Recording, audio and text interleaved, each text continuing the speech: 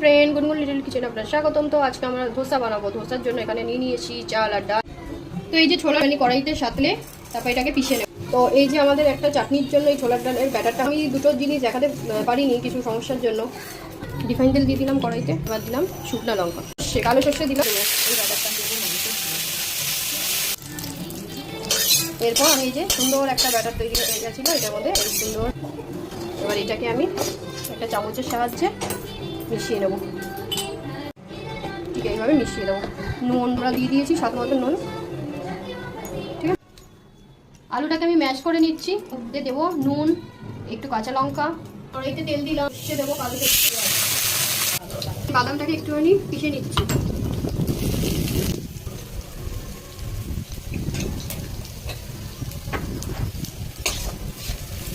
একটু টমেটো দিতে হবে। এবার দেবো একটু কারি পাতা, যে যাবো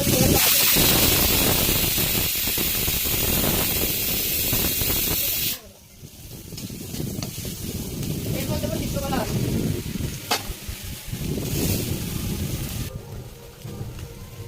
এবার এর মধ্যে দিয়ে দেবো একটু সাম্বার মশলা। এটা প্যাকেটটা পাওয়া যায় কিনতে, অসুবিধা নেই। তার পুর বড়া মশলাটা রেডি। একটু হালকা কড়াইতে জল ছিটিয়ে একটা শুকনো পরিষ্কার কাপড় দিয়ে তাওয়াটা। এবার আমি এই ব্যাটারটা দেবো। এই যে ব্যাটার, তো আমি এখন চটপট দেখাচ্ছি।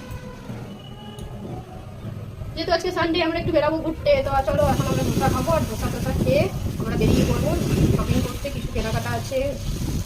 তো এই যে আমাদের ধোসা ব্যাটারটা কত সুন্দর বসেছিল, একদম মুচমুচে ক্রিসপি। হালকা এর মধ্যে একটু সাদা অয়েল মানে গুলিয়ে নেবেন হালকা করে, কোনো অসুবিধা করে একটু ভাজা ভাজা হয়ে আসলে এক পিস, তারপর আমরা উঠে দেবো। এই যে আমি পুর দিয়ে দিলাম। এবার আমি এটাকে উঠে দেবো, কিছুই না, সুন্দর করে উঠে দেবো।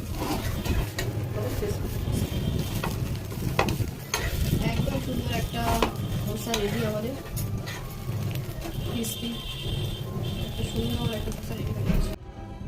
এইভাবে